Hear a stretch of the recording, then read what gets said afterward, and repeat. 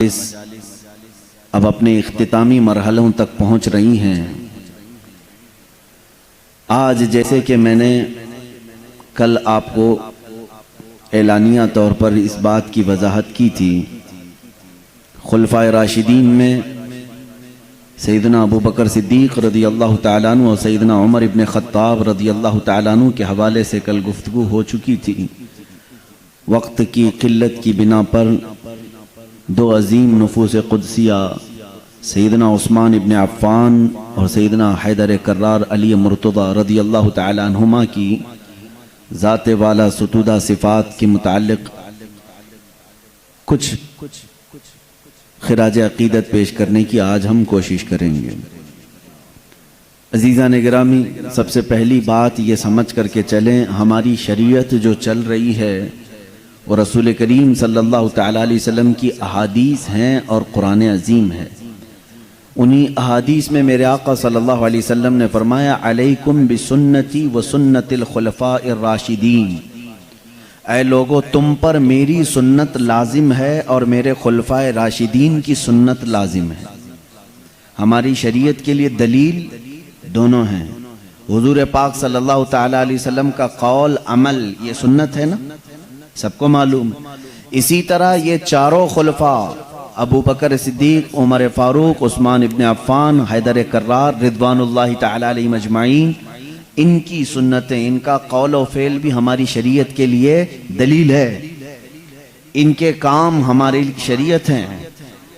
تو آپ اندازہ کر سکتے ہیں کہ ان چار لوگوں کی شخصیتیں اسلام میں کتنی زیادہ معتبر ہیں، اور ہر مسلمان کو جہاں رسول کریم صلی اللہ تعالیٰ علیہ وسلم کی سیرت طیبہ کہ اگر انجانے میں کسی نے یہ چار خلفاء میں سے کسی ایک کی بھی ذات کو تمہارے سامنے مجروح کر دیا، کمزور بنا دیا، تو سمجھ لو کہ تمہارا آدھا دین کمزور ہو جائے گا۔ یہ پلر ہیں اسلام کے، ان سے اسلام چلا ہے۔ اللہ کے نبی صلی اللہ تعالیٰ علیہ وسلم نے اپنی حیات طیبہ میں بھی اکثر جو نام اپنے نام کے ساتھ لیے، انہی چاروں کے نام لیے۔ اور جب رسول کریم صلی اللہ تعالیٰ علیہ وسلم نے جنتی لوگوں کی خبر دینی شروع فرمائی، ایک ہی مجلس میں آپ نے 10 لوگوں کا نام ذکر فرمایا، 10 لوگوں کا نام ذکر فرمایا اور ارشاد فرمایا کہ 10 کو میں جنت میں دیکھ رہا ہوں۔ یہ وہ خوش نصیب لوگ ہیں جن کو اللہ کے نبی صلی اللہ علیہ وسلم نے دنیا میں جنت کی ضمانت دے دی، بشارت دے دی۔ وہ 10 کو عشرہ مبشرہ کہتے ہیں ہم۔ ان عشرہ مبشرہ میں سے بھی جو شروع کے 4 نام ہیں وہ یہی خلفائے راشدین ہی ہیں۔ حضور اکرم صلی اللہ علیہ وسلم کی حدیث یوں ہے، ارشاد فرماتے ہیں، ابو بکر فی الجنہ، عمر فی الجنہ، عثمان فی الجنہ، علی فی الجنہ، طلحہ فی الجنہ، زبیر فی الجنہ، سعید فی الجنہ، ابو عبیدہ فی الجنہ، زید فی الجنہ، سعد فی الجنہ، عبد الرحمن ابن عوف فی الجنہ۔ یہ عشرہ مبشرہ ہیں جن کو حضور صلی اللہ تعالیٰ علیہ وسلم نے ایک ہی بیان میں فرمایا تھا کہ یہ 10 لوگ جنت میں ہیں، یہ 10 لوگ جنت میں ہیں۔ حضرت ابو بکر صدیق رضی اللہ تعالیٰ عنہ سے لے کر باقی تمام کے نام اس میں آئے ہیں۔ میرے عزیزو، خلفائے راشدین کا دور اسلام کا سنہرا دور ہے، سنہرا دور ہے، اور ان کے دور کی مثالیں آج پوری دنیا یاد رکھتی ہے۔ اب اس کو ایک اور حدیث پاک سے میں یوں بتا دوں، حضور اکرم صلی اللہ تعالیٰ علیہ وسلم نے ارشاد فرمایا کہ میرے بعد خلافت 30 سال تک چلے گی، میرے بعد خلافت 30 سال تک چلے گی۔ الخلافت بعدی 30 عاما، حضور اکرم صلی اللہ علیہ وسلم نے فرمایا میرے بعد خلافت 30 سال چلے گی۔ وہ غیب داں رسول صلی اللہ علیہ وسلم نے کیسے بیان فرمایا، دیکھیں۔ خلافت جو ہے حضور صلی اللہ تعالیٰ علیہ وسلم کے ہی نہج پر، آپ ہی کے طریقے پر حکومت قائم کرنے کو کہتے ہیں۔ خلافت الیکشن سے یا کسی طرح سے زور زبردستی جنگ سے کرسی کو حاصل کرنے کا نام نہیں ہے۔ خلافت علی منہاج النبوہ، رسول کریم صلی اللہ تعالیٰ علیہ وسلم کی شریعت کے عین مطابق کرسی کو قائم کرنا، اسی کو کیا کہتے ہیں؟ خلافت۔ اور حضور اکرم صلی اللہ علیہ وسلم نے اپنی زندگی پاک میں ہی یہ فرما دیا تھا میرے بعد خلافت 30 سال چلے گی، اس کے بعد پھر بادشاہت آ جائے گی۔ اس کے بعد کیا آئے گی؟ بادشاہت۔ بادشاہت میں ہوتا یہ ہے کہ عام لوگوں کو رائے دینے کا حق نہیں ہوتا ہے، کہ عام لوگوں کو رائے دینے کا حق نہیں ہوتا ہے۔ سعودی میں ہے اور یو اے ای میں ہے اور بہت سارے ایسی جگہ ہیں جہاں پر بادشاہت چل رہی ہے، یہاں پر عوام الناس کی رائے کی کوئی اہمیت نہیں ہوتی۔ یہ جمہوریت میں ہوتی ہے جو ہم جس ملک میں ہیں، ڈیموکریسی۔ پوری کی پوری ڈیموکریسی اسلامی نہیں ہے، لیکن تقریباً ملتی جلتی ہے۔ اللہ کے نبی صلی اللہ علیہ وسلم نے بھی جو جمہوریت قائم فرمائی وہ اس طرح کہ خلیفہ منتخب ہوگا کس کی رائے پر؟ صحابہ کی رائے پر، تمام مسلمانوں کی رائے پر خلیفہ منتخب ہوگا۔ یہی سلسلہ چلتا رہا۔ اب میں تھوڑی سی گنتی آپ کو گنا دوں تو آپ کو پتہ چلے گا حضور صلی اللہ علیہ وسلم نے جس خلافت کی بشارت اپنی زندگی میں عطا فرمائی تھی اس خلافت میں کون کون آتا ہے، اس خلافت میں کون کون آتا ہے اور کس کو ہم خلیفہ برحق کہہ سکتے ہیں، کیونکہ اس کے بعد حضور نے کیا فرمایا؟ بادشاہت۔ اس کے بعد کیا ہے؟ بادشاہت۔ سیدنا ابو بکر صدیق رضی اللہ تعالیٰ عنہ نے مسند خلافت کو سنبھالا حضور اکرم صلی اللہ علیہ وسلم کی وفات کے بعد سے لے کر 2 سال 3 مہینے تک، تقریباً 2.5 سال سمجھ کر کے چلیں، 2 سال 3 مہینے حضرت ابو بکر صدیق رضی اللہ تعالیٰ عنہ خلافت پر رہے۔ حساب کرنا، آپ کیلکولیشن کرنا۔ اس کے بعد 2.5 سال کے بعد حضرت عمر فاروق رضی اللہ تعالیٰ عنہ مسند خلافت پر جلوہ افروز ہوئے اور 10 سال تک چلایا۔ 10 سال تک اس نظام میں بہت تقویت آئی، کئی ممالک نئے فتح ہو کر کے دائرہ اسلام میں آئے۔ حضرت عمر فاروق رضی اللہ تعالیٰ عنہ کے 10 سال کے بعد اب ٹوٹل کتنے ہوئے؟ تقریباً 12.5۔ حضرت عثمان ابن عفان رضی اللہ تعالیٰ عنہ یہ مسند خلافت پر جلوہ بار ہوئے اور تقریباً آپ نے 12 سال کچھ مہینے خلافت فرمائی، 12 سال کچھ مہینے خلافت فرمائی، تقریباً 12.5 سال سمجھ کر چلیں۔ اب پورے ٹوٹل کتنے ہوئے؟ تقریباً 25 سال کے برابر۔ پھر حضرت عثمان ابن عفان رضی اللہ تعالیٰ عنہ کی وفات کے بعد مولا علی کرم اللہ وجہہ الکریم خلافت کی اس مسند کو سنبھالتے ہیں، تقریباً 4.5 سال تک آپ نے خلافت فرمائی۔ کتنے ہوئے؟ 29.5، تقریباً 29.5۔ یہ کل ملا کر کے 29 سال 6 مہینے ہوتے ہیں، 29 سال 6 مہینے یعنی تقریباً 29.5 سال۔ اللہ کے نبی صلی اللہ تعالیٰ علیہ وسلم نے کیا فرمایا؟ میرے بعد خلافت 30 سال چلے گی، اس کے بعد بادشاہت، میرے بعد خلافت 30 سال چلے گی۔ سب کو یہی معلوم ہے کہ خلفائے راشدین کتنے ہیں، سب کو یہی معلوم ہے خلفائے راشدین کتنے ہیں؟ 4۔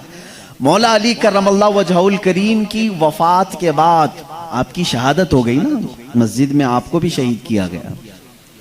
مولا علی کرم اللہ وجہہ الکریم کے بعد اب خلافت کا مسئلہ گرم ہو گیا کہ کون خلیفہ بنے گا، بحث چھڑ گئی، جگہ جگہ باتیں ہونے لگیں۔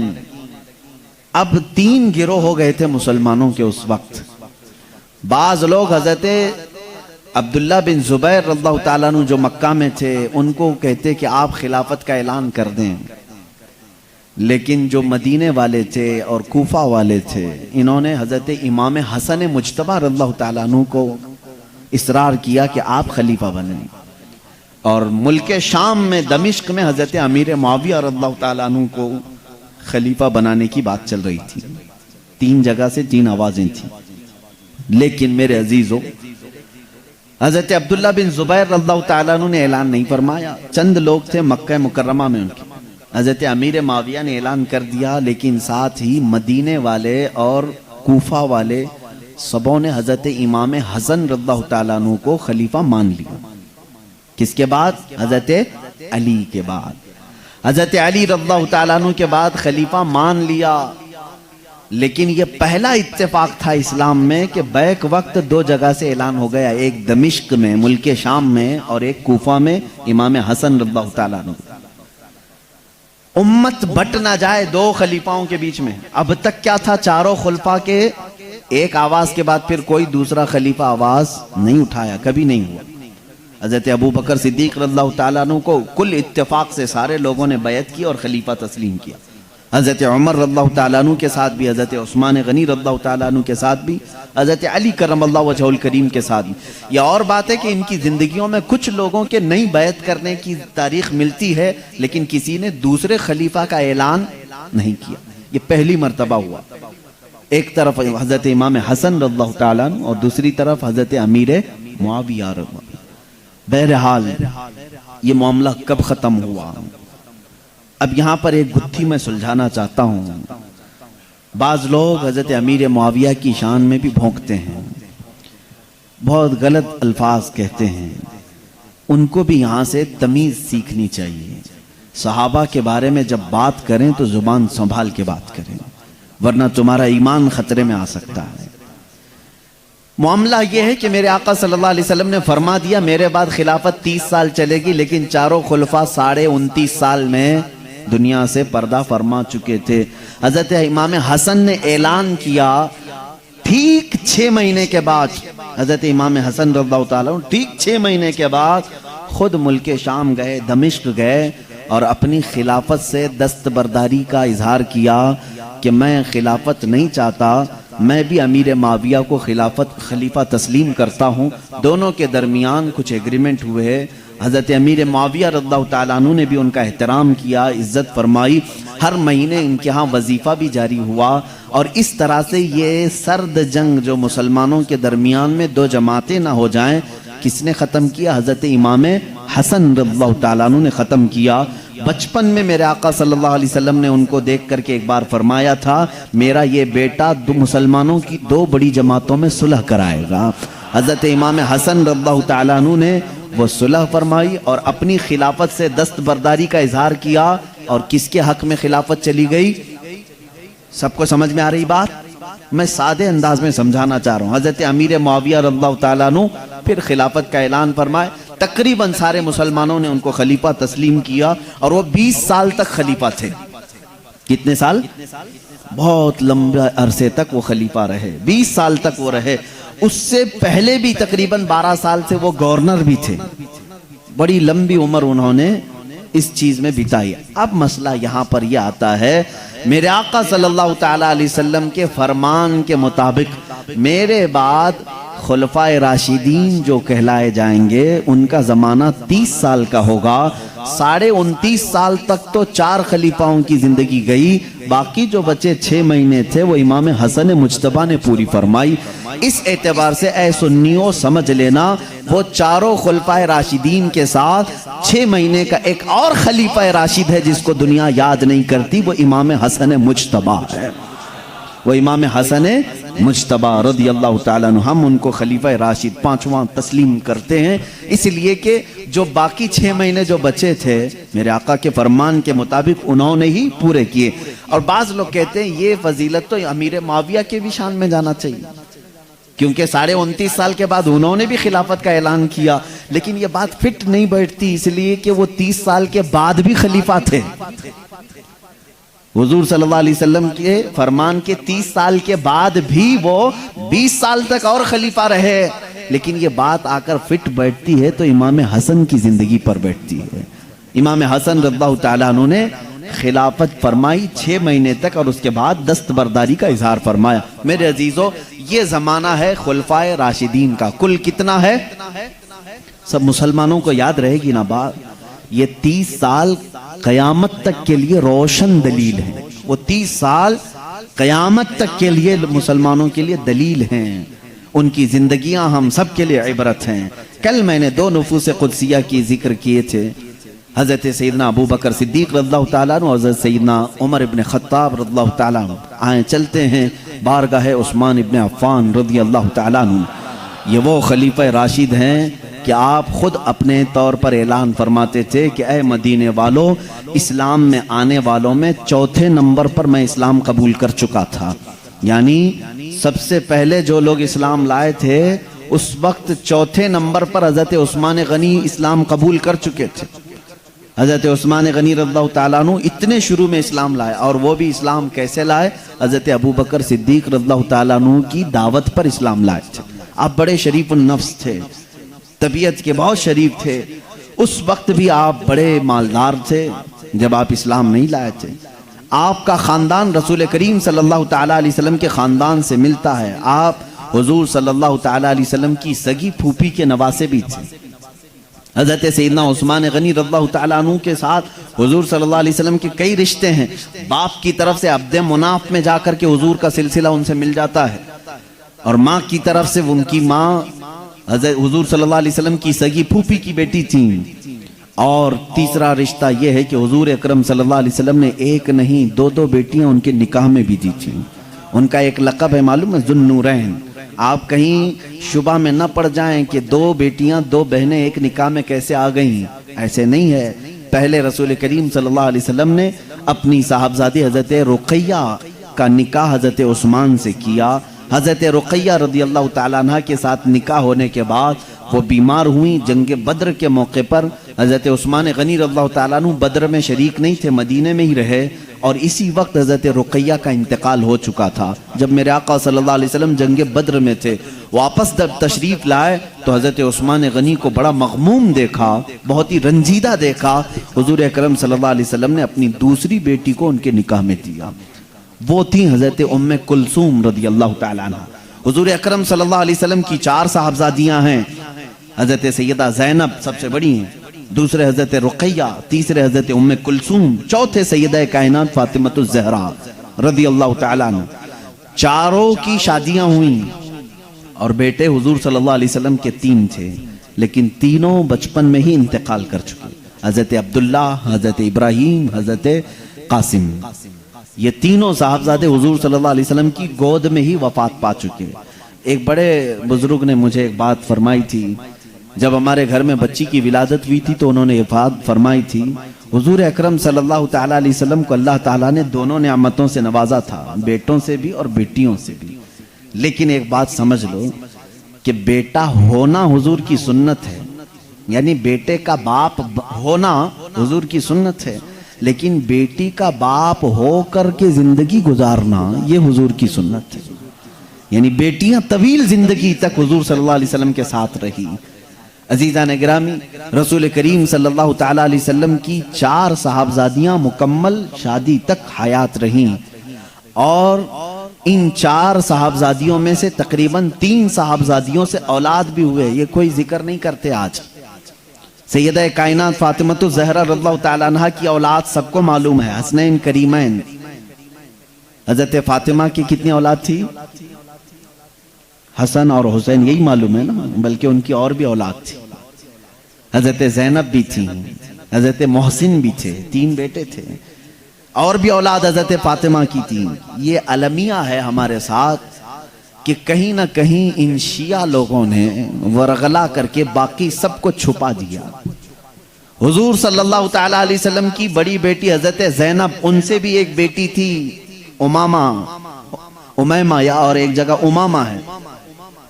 حضرت عثمان نے جن سے نکاح کیا حضرت رقیہ، ان سے بھی ایک بیٹے پیدا ہوئے عبداللہ، اسی سے حضرت عثمان کو ابو عبداللہ کہا جاتا تھا۔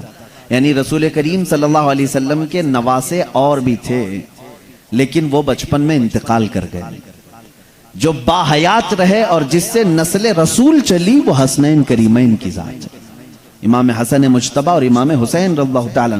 اس لیے ہم کثرت سے ان کا ذکر کرتے ہیں، ذکر کرنے میں کوئی عیب نہیں، لیکن میرا کہنا یہ ہے ان کے ساتھ رسول کریم صلی اللہ علیہ وسلم کی دوسری صاحبزادیوں کا بھی ذکر کیا جائے، حضور صلی اللہ علیہ وسلم کے دوسرے گھر والوں کا بھی ذکر کیا جائے، کیونکہ اہل بیت میں سب شامل ہیں۔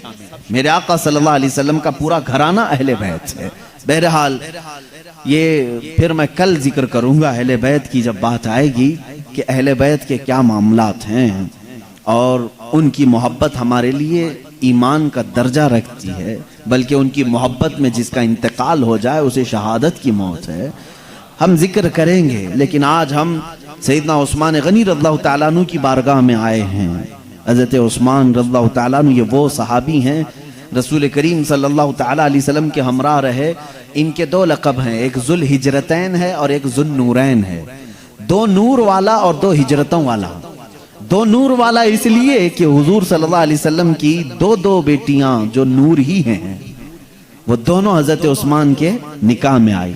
کیونکہ حضور صلی اللہ تعالی علیہ وسلم کی اولاد کو بھی ہم کیا کہتے ہیں, وہ نور والے ہیں. امام اہل سنت نے نہیں فرمایا تیری نسل پاک میں ہے بچہ بچہ نور کا, تو ہے عین نور تیرا سب گھرانہ. ہمارا تو عقیدہ یہ ہے حضور صلی اللہ علیہ وسلم کے دو نور کس کے گھر میں تھے, عثمان غنی رضی اللہ تعالیٰ عنہ کے دو نور تھے. اتنا ہی نہیں, میرے آقا صلی اللہ علیہ وسلم کی حیات میں ہی ام کلثوم کا بھی انتقال ہوا. دوسری صاحبزادی حضور کی وہ بھی انتقال کر گئی.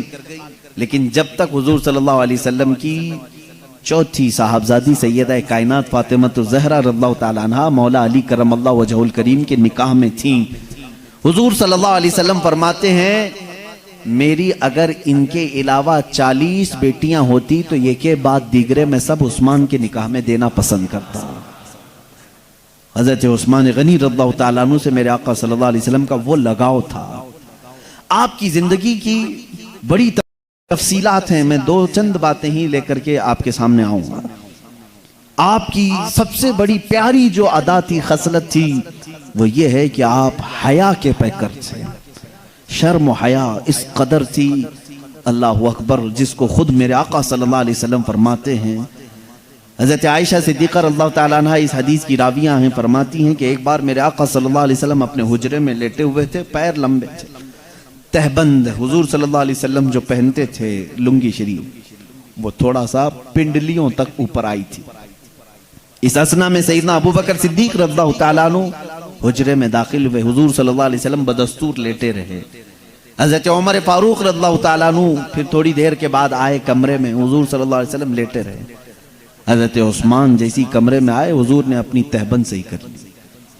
غلط تو نہیں تھی لیکن پیر کو موڑ لیا اور تہبند کو آگے کھینچ لیا. حضرت عائشہ صدیقہ رضی اللہ تعالیٰ عنہ فرماتی ہیں جب یہ صاحب سب ملاقات کر کے, اور بھی دیگر صحابہ آئے, جب چلے گئے تو میں نے پوچھا رسول کریم صلی اللہ علیہ وسلم سے کیا آپ بدستور ایسے ہی لیٹے رہے؟ پہلے جو دو صحابہ آئے, تیسرے میں حضرت عثمان آئے, تو آپ اپنے پیر کو موڑ لیتے ہیں اور اپنی تہبند کو کھینچ لیتے ہیں, ایسا کیوں کیا؟ سیدنا رسول کریم صلی اللہ تعالی علیہ وسلم نے ارشاد فرمایا اے عائشہ کیا میں اس سے حیا نہ کروں جس سے اللہ کے فرشتے بھی حیا کرتے ہیں؟ حیاء عثمان کا مقام یہ ہے میرے عزیزو. سیدنا عثمان غنی رضی اللہ تعالیٰ عنہ کے متعلق میرے آقا صلی اللہ علیہ وسلم فرماتے ہیں اللہ کے فرشتے بھی عثمان سے حیا کرتے ہیں. یقیناً میرے آقا صلی اللہ علیہ وسلم کے صحابہ کی زندگیاں اگر ٹٹول کر کے دیکھو گے تو زندگی کا ایک ایک شعبہ ایک ایک زندگی سے مل ہی جائے گا. ہر صحابی کی زندگی میں کوئی نہ کوئی ایسی صفت تمہیں ملے گی جو ہماری پوری زندگیوں کا احاطہ کرتی ہے. اس حیا کا کیا کردار ہے؟ حیا سمجھتے ہیں نا, حیا دو طرح کی ہوتی ہے, ایک حیاء رحمانی ہے اور ایک حیاء شیطانی ہے. دونوں چیزیں سمجھ لو, حیاء رحمانی کیا ہے اور حیاء شیطانی کیا ہے. اگر گناہ کرنے سے تمہیں شرم آتی ہے, علل اعلان کچھ گندے کام کرنے سے تمہیں حیا آتی ہے, تو یہ حیاء رحمانی ہے, اچھی حیا ہے. لیکن نیکی کرنے سے اگر کسی کو شرم آتی ہے تو یہ حیاء شیطانی ہے. دو جگہ حیا آتی ہے نا, میاں آپ ٹوپی کیوں نہیں پہن رہے؟ شرم آ رہی ہے.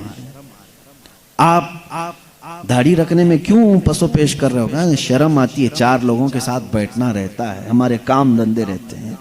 یہ جو شرم ہے, یہ جو حیا ہے, اس کو حیاء شیطانی کہا جاتا ہے. یہ شیطانی شرم ہے. نیکیوں کے موقع پر حضرت سلمان فارسی رضی اللہ تعالیٰ عنہ کے پاس ایک یہودی آیا اور وہ سوال کر رہا تھا.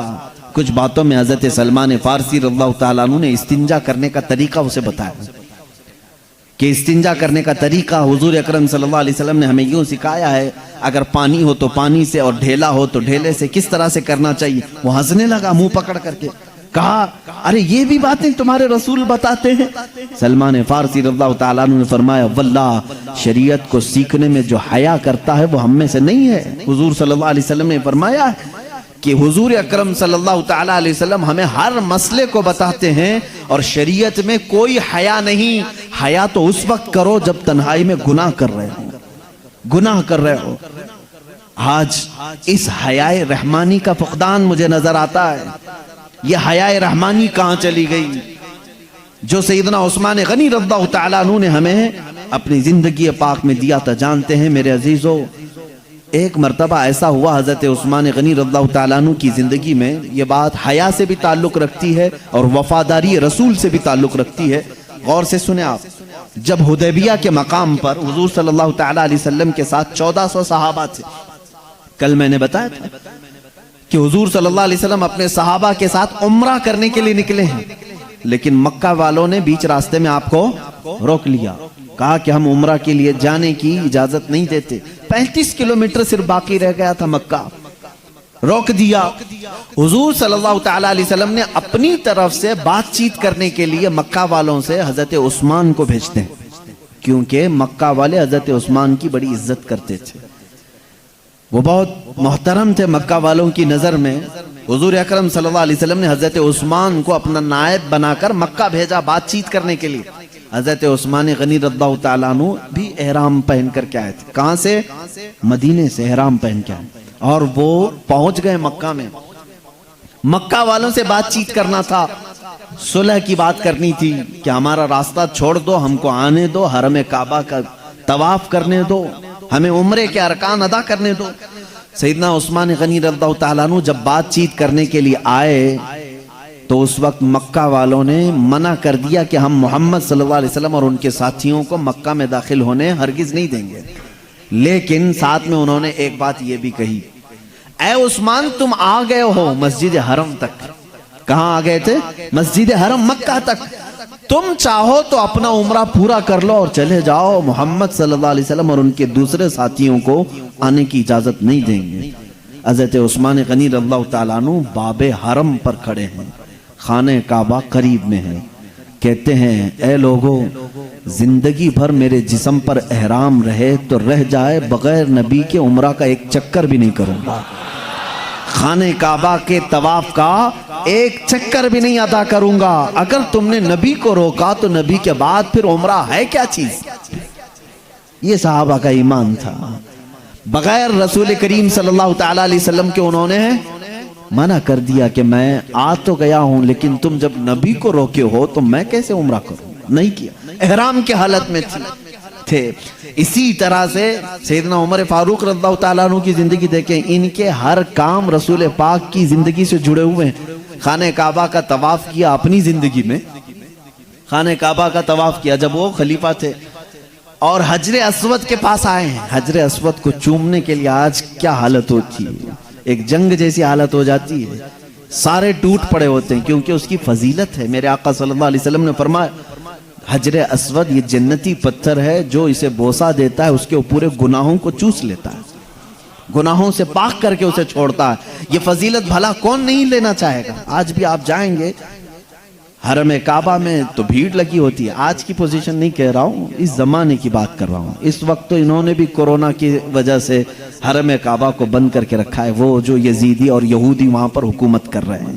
بہرحال حضرت عمر فاروق رضی اللہ تعالیٰ عنہ قریب حجر اسود کے کھڑے ہوئے ہیں اور کہتے ہیں اے حجر اسود، تو میرے نزدیک ایک پتھر ہی ہے، تو میرے نزدیک ایک پتھر ہی ہے. پتھر تو پتھر ہے، جنت سے آیا ہے اگرچہ، لیکن سارے صحابہ ہیں وہ کہتے ہیں، حضرت عمر حجر اسود کو مخاطب کر کے کہہ رہے ہیں اے حجر اسود، اگر میں نے میرے نبی کو تیرے اوپر اپنے لب رکھتے ہوئے نہ دیکھا ہوتا تو کبھی تجھے نہیں چومتا. آج صرف میں تجھے بوسہ اس لیے دیتا ہوں کہ میرے نبی نے تجھے چوما. وہ صحابہ کی زندگی میں یہ باتیں ملتی ہیں کہ وہ جو کرتے تھے وہ وفائے رسول کے لیے کرتے تھے. میرے آقا صلی اللہ علیہ وسلم کو چھوڑ کر کے ہمارا اسلام کچھ بھی نہیں ہے. مجھے حیرت ہوئی تھی، مصر میں تھا، آخری زمانہ تھا ہمارے تعلیم کا. اس وقت ایک فتویٰ آیا تھا پاکستان کے ایک بڑے مدرسے سے، بنوریا ٹاؤن، دارالعلوم دیوبند کی وہ ایک شاخ سمجھ لیں یا انہی کے مکتبہ فکر کا ہے، ایک مدرسہ بہت بڑا، وہاں سے فتویٰ شائع ہوا ہے ان الدین لا يحتاج حتی الی الرسول صلی اللہ علیہ وسلم. دین کسی کا محتاج نہیں، یہاں تک کہ رسول کی بھی اسے ضرورت نہیں۔ یہ فتوے میں باضابطہ، اور اس فتوے کے رد میں حضور تاج الشریعہ رحمۃ اللہ تعالی علیہ نے پوری کتاب لکھی تھی، پوری کتاب اس کو شائع کیا گیا ہے مصر سے، پوری عربی میں کتاب شائع ہوئی ہے۔ میں یہاں بیچ میں کہنا چاہتا ہوں، اے میرے عزیزو، دیکھو یہ کون سا عقیدہ ہے۔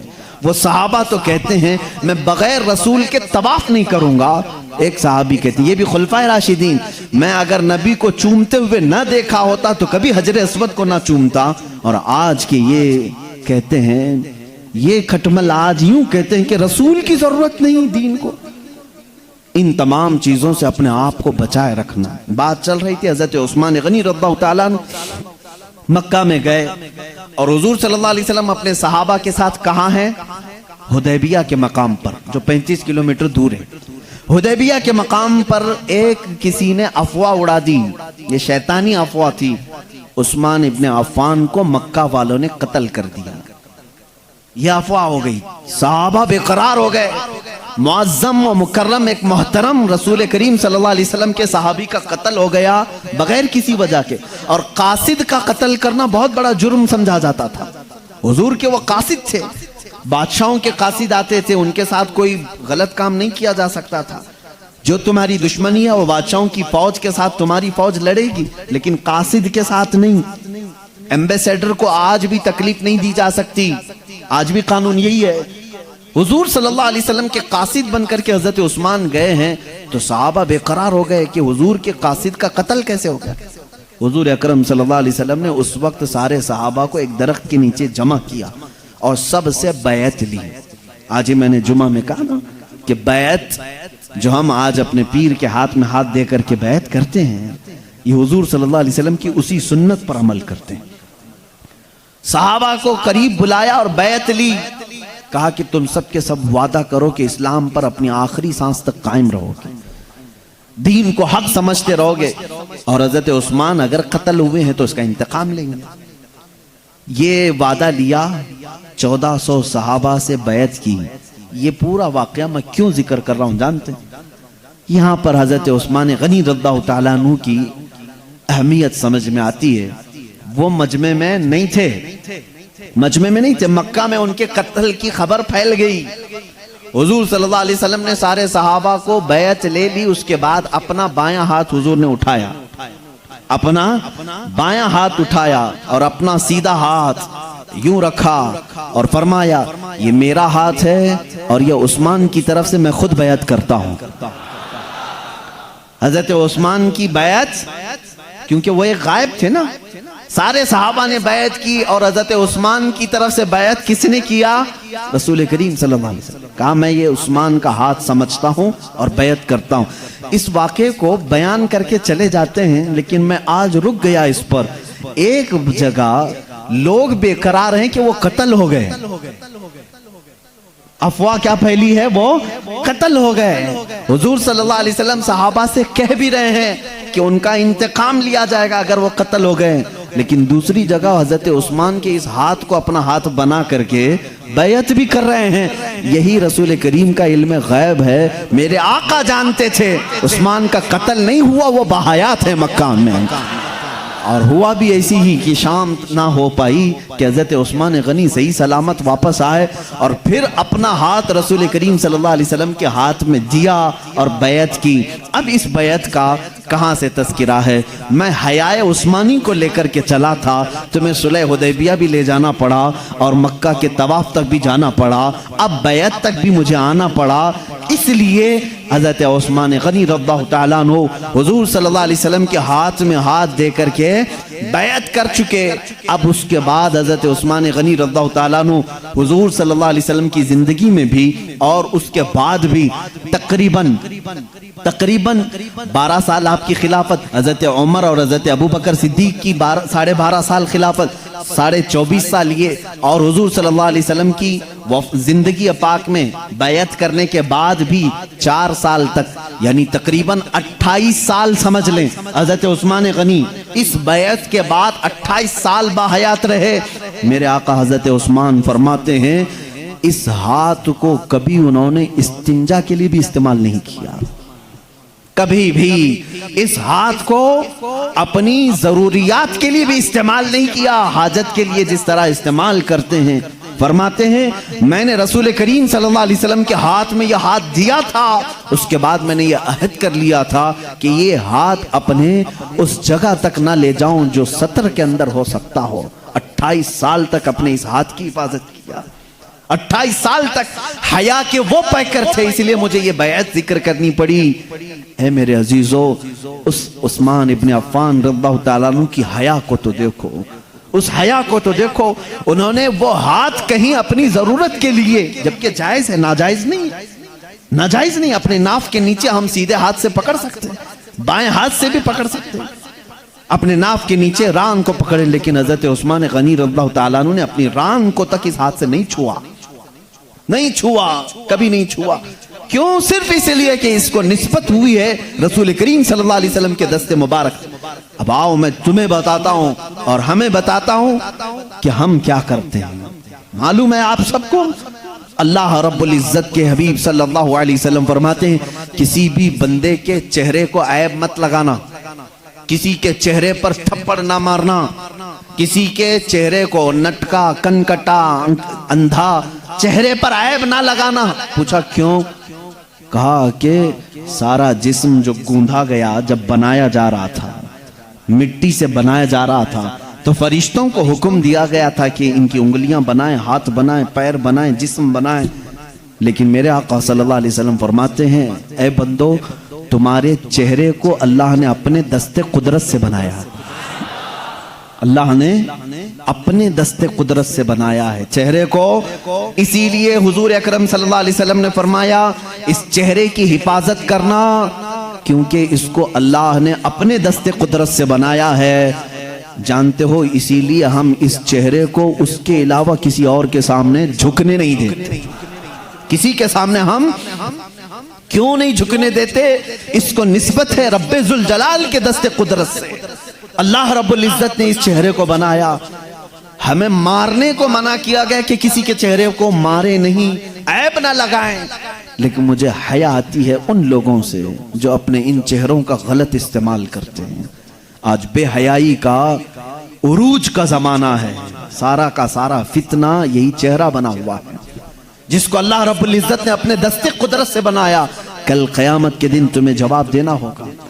آج تم شیشوں کے سامنے گھنٹوں کھڑے ہو کر کے جس چہرے کو میک اپ کرتے ہو اور مجرے کرتے ہو، یہ تو آج کے نوجوانوں کا ایک ٹرینڈ چلا ہوا ہے کہ ہر کوئی اپنے آپ کو بند سنور کر کے اس طرح سے ناچ کر کے دکھائے کہ تھوڑے اس کے فالوور بڑھ جائیں، تھوڑے اس کے فینس بڑھ جائیں۔ یہ مجرے کرنے کا زمانہ آج عروج پر نظر آتا ہے ٹک ٹاک کے ذریعے سے۔ ابھی بند ہوا کہ نہیں بند ہوا پوری طرح سے معلوم نہیں، اگرچہ کسی کی دشمنی میں بند ہوا ہو، خیر تو ہے، لیکن نوجوانوں کو سے میں یہ کہتا ہوں اس میں لڑکیاں بھی ہیں، لڑکے بھی ہیں۔ اکثر ایسی چیزیں سننے کو ملتی ہیں کہ اس ایک 25 سیکنڈ 30 سیکنڈ کے لیے، 1 منٹ کے لیے نوجوان لڑکی بننا بھی پسند کرتا ہے، مخنث اور ہجڑا بننا بھی پسند کرتا ہے۔ اللہ رب العزت کی بارگاہ میں کیا جواب دے دے؟ جس اشرف المخلوقات کا چہرہ اللہ نے تمہیں دیا اس کو بگاڑتے ہو۔ اللہ نے قرآن میں فرمایا ہے جس نے اپنے چہرے کی تغییر کی گویا کہ اس نے اللہ کی خلقت میں تبدیلی کی ہے، اللہ کی خلقت کو بدل ڈالا، اور یہی شیطان کا محبوب مشغلہ ہے۔ جانتے ہم اپنے ہاتھوں سے ہمیں منع کیا گیا ہے، اور قیامت کے دن فرمایا جائے گا اگر کسی نے مجسمہ بنایا، اللہ فرمائے گا جان ڈال کر کے دکھا اس میں۔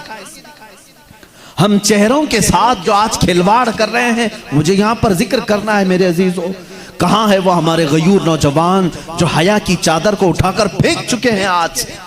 اور بے حیائی اس قدر عروج میں ہے آج کہ ہم نوجوانوں کو دیکھ رہے ہیں کہ یہ اس طرح کا لباس پہن رہے ہیں جس سے فرشتے بھی حیا کرتے ہوں گے، فرشتے بھی لعنت کرتے ہوں گے۔ یاد رکھو ہمارے جسم کا جتنا سطر کا حصہ ہے، اس سطر کے حصے میں اگر ایک انگلی کے پور کے برابر بھی حصہ کھلا رہا تو پورے دن بھر حرام گناہ کا اس کے اوپر ارتکاب ہوتا رہے گا۔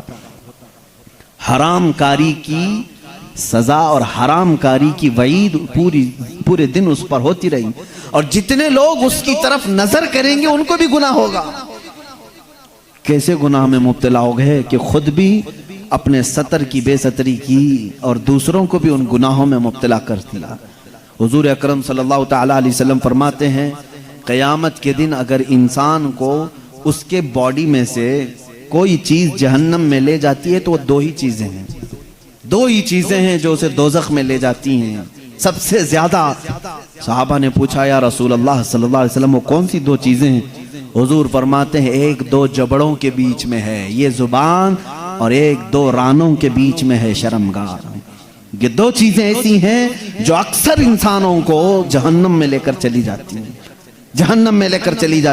اور اللہ کے نبی صلی اللہ علیہ وسلم نے فرمایا جس نے ان دو چیزوں کی حفاظت کی ذمہ داری لے لی میں اس کی جنت میں لے جانے کی ضمانت دیتا